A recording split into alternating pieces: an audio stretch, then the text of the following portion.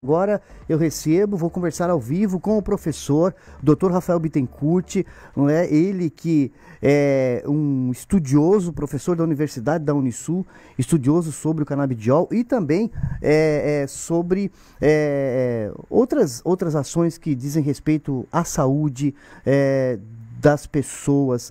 Professor Rafael, que é neuropoeta, o Ramon, também. Ah, é? O professor Rafael. Oportunidade de conhecê-lo na universidade, hoje a gente vai conversar com ele. Mas antes, professor Rafael, queria agradecer a sua disponibilidade para falar conosco aqui no Resumo H2O, nesta segunda-feira, professor. Muito boa noite. Boa noite, Marcos. Boa noite aí a todos os ouvintes. Eu que agradeço a oportunidade, o convite. Sempre é um prazer bater esse papo aí contigo. Professor Rafael, antes da gente entrar nas pesquisas, nos estudos, né, eu queria conversar com você sobre um assunto muito em voga neste momento, que é essa questão da intoxicação por metanol. Estava lendo ainda há pouco que em São Paulo aumentou o número de pessoas contaminadas, e não é só no Brasil, professor, no mundo todo. O que está acontecendo? Qual é a avaliação que você faz sobre isso e os perigos que isso, né, já tem até mortes registradas, e o perigo que isso está trazendo, professor Rafael? Então, infelizmente isso acontece, né? Não é a primeira vez, inclusive no Brasil. Teve um caso na década de 1990, ali no Nordeste, por exemplo. Tem outros casos no mundo, assim.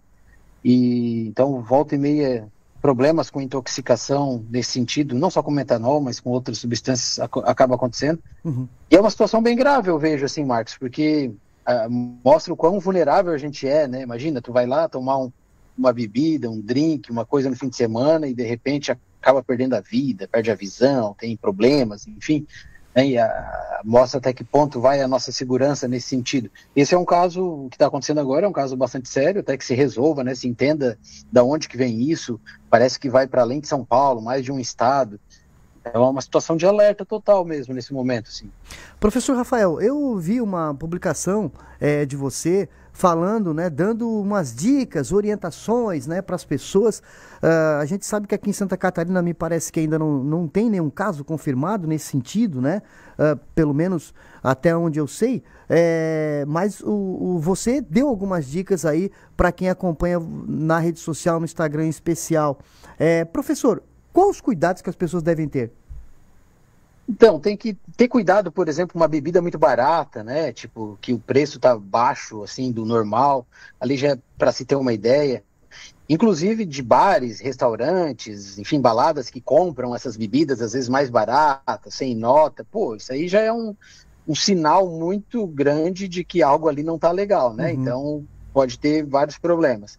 Outra questão é comprar eu diria, bebida em locais confiáveis, mas teve algumas pessoas que foram intoxicadas que teoricamente estavam consumindo em locais confiáveis, né? Então nem isso às vezes garante. E checar bem o lacre, o rótulo, né? Geralmente produto falsificado tem algumas diferenças aí nesse sentido. Porque assim, ó, a pessoa tentar cheirar, sentir o gosto, isso aí ela não vai conseguir, muitíssimo provavelmente. É muito difícil, não tem cheiro, não tem gosto diferente, a não ser que isso seja um expert, assim, e esteja muito adulterada para perceber alguma coisa. Do contrário, vai ser muito difícil tu perceber dessa maneira, e se for por esse, né, só pelo nosso olfato, pelo nosso paladar, não adianta que ele vai nos enganar e a gente não vai ter essa segurança de forma alguma. Uhum. Professor, chegando informação aqui que no Paraná foi 2 pessoas intoxicadas, né? Estão chegando perto aí de Santa Catarina. Professor, quais as bebidas, né? Vamos dizer assim, vamos lá, muita gente fica naquela dúvida, né? O vinho, a cerveja, o uísque, enfim. Quais as bebidas que estão aí sujeitas a esse tipo de problema? Então, teoricamente, isso pode acontecer em qualquer bebida, né, que seja falsificada e que a gente não saiba o que tem ali dentro. Mas, no geral, o que tem acontecido, né, é em bebidas destiladas mesmo, uísque, vodka, por exemplo, outras bebidas desse gênero, assim, é onde parece estar tendo mais problemas. Assim, até agora eu não vi nada relacionado a cerveja, vinho, né, por exemplo, não que não possa acontecer, mas ao que parece, nesse momento, o que está, né, tendo um problema maior é com bebidas destiladas mesmo, como uísque e vodka. Professor Rafael, falando um pouquinho sobre agora os seus estudos, né? Canabidiol, para vários vamos dizer assim, vários problemas de saúde, inclusive, e principalmente, né, saúde mental, saúde emocional. Queria que você falasse um pouquinho sobre os estudos, professor. Como é que estão? Você que já viu alguma coisa relacionada a podcast, falando sobre isso, né? E já emendar a pergunta, falar um pouco também sobre o que é um neuropoeta, professor. Porque Bora. eu tive a oportunidade, Ramon, de ter aula com o professor Rafael. O professor Rafael, no curso de psicologia da Unisul, ele foi colega de curso, porque também fiz psicologia, e ao mesmo tempo professor, né? E uma aula muito bacana de neurociência que a gente teve, que já usava poesia, já usava assim um formato muito bacana para a gente aprender durante as aulas. Eu queria que você falasse um pouquinho sobre isso, professor. Show, obrigado aí pela oportunidade, Marcos. Então, sobre os estudos, né, com canabidiol, quem não sabe, o canabidiol é um fitocannabinoide que vem da planta cannabis, né, popularmente conhecido como maconha, que tem outros fitocannabinoides, não é só o canabidiol, tem vários outros, né, o THC, THCV, canabigerol, enfim, por aí vai. Eu falo que a planta é uma farmacopeia inteira, tem um laboratório inteiro ali dentro, além de fitocannabinoides, tem terpenos, flavonoides, e eu estudo isso, né, os medicamentos que vêm dessa planta para ser usados aí em diversas possibilidades. A gente tem feito bastante estudo, Marcos, tem vários estudos importantes para começar, alguns acontecendo. Citar alguns aqui, por exemplo, tem um médico, meu aluno de doutorado, Linério, a gente vai fazer um ensaio clínico com uso de canabinoides, né? Não só o canabidiol, mas o extrato que vem da planta ali como um todo, no tratamento de depressão. Então a gente vai pegar aí um grupo de pessoas que sofrem de depressão, vamos tratar e vamos acompanhar ao longo de 3 meses para ver o que acontece. Tem um outro trabalho também de doutorado de uma psiquiatra, minha orientanda, Lisiane, o nome dela. A gente vai fazer um ensaio clínico também com adolescentes de 12 a 16 anos com TDAH, transtorno de déficit de atenção e hiperatividade, onde a gente vai aplicar um tipo específico de canabinoide, que é o canabigerol. É um dos tantos fitocannabinoides que tem na planta, mas parece que esse canabigerol tem ações mais interessantes na atenção, e a gente vai pegar esses adolescentes e vai fazer a mesma coisa, vamos tratar eles, acompanhar por 3 meses.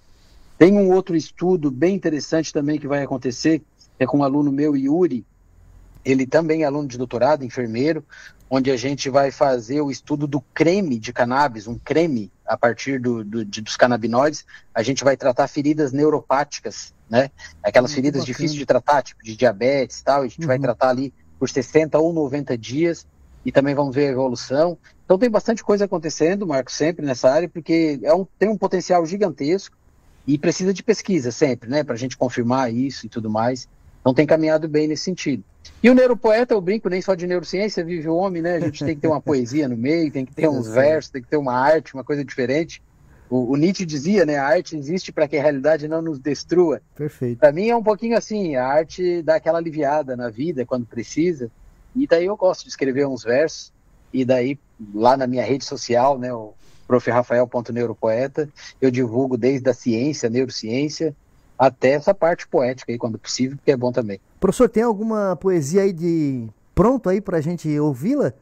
Eu tenho um probleminha, né, que eu não sei, eu não gravo muito os meus poemas, assim, são pouquíssimos que eu sei de cor, mas tem um, assim, que eu uso com frequência, geralmente em fins de ciclo, que essa eu já decorei mais ou menos, quando ela veio quando eu terminei meu doutorado, eu fiz uma viagem assim pela América do Sul, aqui um mochilão mesmo, bem estilo mochileiro, certo. Custo baixíssimo, e viajei por Bolívia, Chile, Peru, saí lá no norte, lá no Acre, fiquei um tempinho lá, e daí eu fiz essa viagem para escrever um livro, justamente. Daí Maravilha. Esse livro, ele tem 30 histórias, foram 30 dias, 30 fotos e 30 poemas. Esse poema que eu vou falar, ele fecha esse livro, assim. Então ele me remete a fechamentos de ciclos, muitas vezes, que é Volto e Não Volto, o nome do poema. E ele é assim: saí para voar, saí sabendo que não iria voltar, porque quem voa não volta.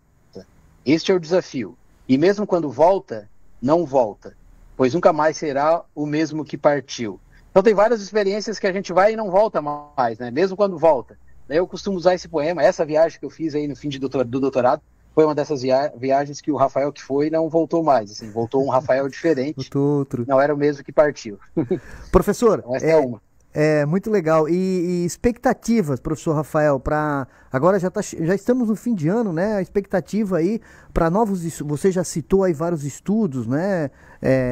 Estudantes aí utilizando bastante essa questão do canabidiol para vários problemas de saúde, né? Mental, emocional. E queria que você falasse um pouquinho sobre essa expectativa aí para 2026, novos estudos, né? É importante essa questão porque quebra muito esse estigma, vamos dizer assim, né, da maconha, enfim. Como é que está essa questão? Quebra muito, e programas como o teu, trazer isso aqui, por exemplo, é uma coisa que ajuda pra caramba nessa educação, sim, e isso é muito legal. Então, pro ano que vem tem uma grande expectativa em relação à pesquisa, cada vez mais vai acontecer, cada vez mais está acontecendo e surgindo coisas muito interessantes. Mas para ano que vem tem uma expectativa bem grande, que era para ser para esse ano, na verdade, mas foi adiado para o ano que vem, que é a regulamentação do plantio e da produção desses medicamentos no Brasil. Então ficou a Anvisa, era para ser agora dia 30 de setembro, a Anvisa prorrogou por mais um tempo, ficou para março do ano que vem. Então, teoricamente, março do ano que vem, a gente vai ter uma regulação nesse sentido, ou seja, a gente vai poder plantar cannabis no Brasil e fazer medicamento aqui em solo brasileiro. Não vai precisar importar, por exemplo, pagar um dinheirão, mandar o dinheiro lá para fora e, consequentemente, encarecer os produtos aqui. As pessoas têm dificuldade no acesso. Então, teoricamente, em março do ano que vem, a gente vai ter regras para isso e indústrias vão ter aí as portas abertas para poder começar a plantar e produzir o medicamento aqui no Brasil mesmo. A gente não precisar mais importar esse tipo de medicamento. Que maravilha, professor Rafael Mariano Bittencourt, doutor Rafael, muito obrigado, né, pela participação aqui no Resumo H2O. Novidades, professor, a gente está sempre à disposição para recebê-lo, né, e informar toda a região sul de Santa Catarina e os internautas que nos acompanham. Muito obrigado, professor. Obrigado também, Marcos, obrigado todo o pessoal aí da rádio, quem nos escuta, sempre um prazer estar aqui, pode deixar que tendo novidade eu volto aqui também. Valeu. Obrigado, boa noite, professor. Boa noite.